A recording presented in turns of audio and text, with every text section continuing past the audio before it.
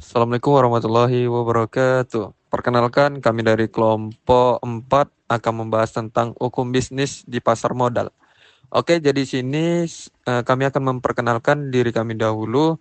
Eh, Pemateri pertama akan disampaikan oleh saya yaitu Muhammad Ferdian, dan pemateri kedua yang akan disampaikan nanti yaitu oleh Saudari Sindri Alia Tantri. Pemateri ketiga yang akan disampaikan oleh Aditya Saputra. Oke, untuk tidak memperpanjang video kita ini, langsung saja simak videonya. Oke, baik. Pengertian dan ruang lingkup hukum bisnis. Pengertian hukum bisnis. Hukum bisnis adalah cabang hukum yang mengatur aktivitas perdagangan, industri, dan keuangan. Tujuannya adalah menciptakan kepastian hukum, mengatur hubungan antar pelaku pasar, dan melindungi investor dari praktik yang merugikan. Di Indonesia, hukum bisnis berkembang seiring pertumbuhan ekonomi nasional dan sektor pasar modal. Hukum bisnis yang baik akan membuat seluruh transaksi berjalan tertib, transparan, dan adil. Ruang lingkup hukum bisnis di pasar modal. Ruang lingkupnya meliputi peraturan penerbitan efek, perdagangan saham dan obligasi, kewajiban emiten, peran lembaga penunjang, dan perlindungan investor. UU 08 tahun 1995 tentang pasar modal adalah dasar hukumnya. Selain itu juga mencakup aturan internasional seperti prinsip-prinsip Good Corporate Governance (GCG) yang diadopsi oleh banyak emiten. Otoritas Jasa Keuangan atau yang disebut dengan OJK, yaitu sebagai pertama lembaga independen. Yaitu OJK adalah lembaga independen yang mengawasi sektor jasa keuangan termasuk pasar modal. Mereka menyusun regulasi, memberikan izin usaha, dan mengawasi aktivitas pelaku pasar. Kedua, mencegah penyimpangan. OJK dapat mencegah penyimpangan dan melindungi kepentingan publik dengan memberikan sanksi tegas. Sanksi yang jelas akan membuat pelaku pasar menjadi lebih hati-hati. Ketiga, menjaga stabilitas. Keberadaan OJK penting untuk menjaga stabilitas dan integritas pasar modal. Mereka berwenang memberikan sanksi administratif hingga pidana bagi pelanggarannya. Bursa Efek Indonesia atau disebut dengan BEI, yaitu bernama tempat perdagangan efek, yaitu saham, obligasi.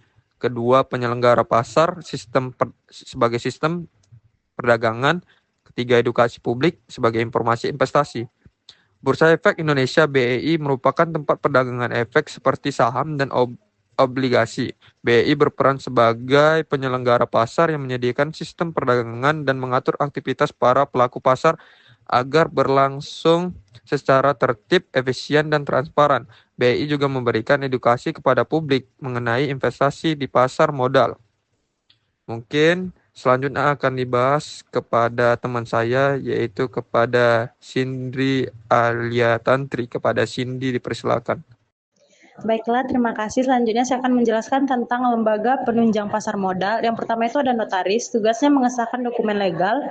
Lalu yang kedua ada akuntan publik, mengaudit laporan keuangan. Yang ketiga ada konsultan hukum, memberikan nasihat hukum. Yang keempat ada penilai aset, yaitu menilai aset perusahaan. Selanjutnya ada undang-undang pasar modal.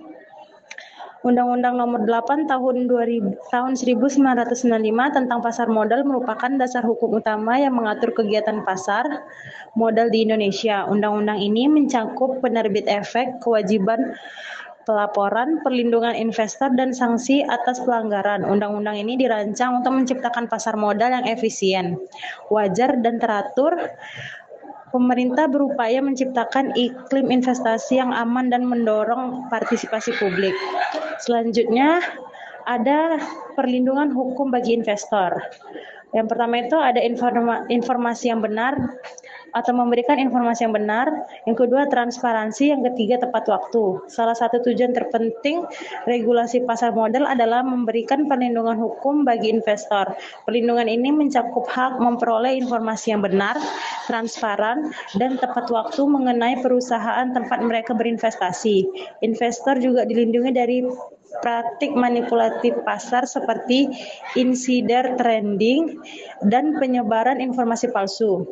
OJK dan BEI menindak pelaku pelanggaran melalui sanksi administrasi maupun pidana. Mungkin sekian yang bisa saya paparkan. Selanjutnya akan dijelaskan oleh teman sekelompok saya, yaitu Aditya Saputra. Kepada Aditya kami persilakan. Baik, selanjutnya itu tantangan penegakan hukum. Adapun tantangan dalam penegakan hukum yaitu sebagai berikut. Satu, kompleksitas transaksi. Perkembangan teknologi yang cepat membuat pengawasan semakin sulit, terutama terhadap kejahatan digital seperti manipulasi data. Selanjutnya itu koordinasi lembaga. Masih terdapat kendala dalam koordinasi antar lembaga pengawas yang memiliki kewenangan masing-masing. Selanjutnya itu pemahaman hukum. Kurangnya pemahaman hukum dari pelaku pasar kecil dan retail mempersulit penegakan hukum yang efektif. Selanjutnya itu ada prospek pengembangan regulasi. Satu, regulasi adaptif. Responsif terhadap tren pasar seperti investasi berbasis ESG dan aset kripto. Selanjutnya itu ada reformasi regulasi. Aktif melakukan reformasi agar tetap relevan di tengah perkembangan teknologi dan globalisasi. Ya, selanjutnya itu ada inklusif. Mendukung pertumbuhan pasar modal yang inklusif dan meningkatkan partisipasi publik di sektor keuangan formal. Prospek ke depan bagi hukum bisnis di pasar modal cukup cerah, terutama jika didukung oleh pembaruan regulasi yang adaptif terhadap dinamika global. Pemerintah dan regulator harus aktif melakukan reformasi regulasi agar tetap relevan di tengah perkembangan teknologi dan globalisasi. Baik, selanjutnya itu kesimpulan. Adapun kesimpulan dari materi kami adalah hukum bisnis di pasar modal memiliki peranan penting dalam menciptakan sistem investasi yang tertib, adil, dan transparan. Tantangan seperti perkembangan teknologi, maraknya kejahatan digital, serta rendahnya literasi hukum masyarakat menjadi hambatan dalam penegakan hukum. Sinergi antara regulator, pelaku pasar, dan masyarakat dalam membangun sistem hukum yang adaptif dan kuat sangat diperlukan. Pendidikan serta pembaruan regulasi secara berkelanjutan menjadi kunci utama dalam menciptakan pasar modal Indonesia yang sehat, berdaya saing, dan berintegritas tinggi. Baiklah, terima kasih kepada Aditya yang telah menyampaikan materi terakhirnya.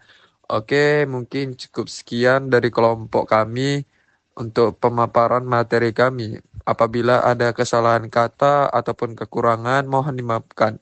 Wabillahi taufiq wal hidayah. Wassalamualaikum warahmatullahi wabarakatuh.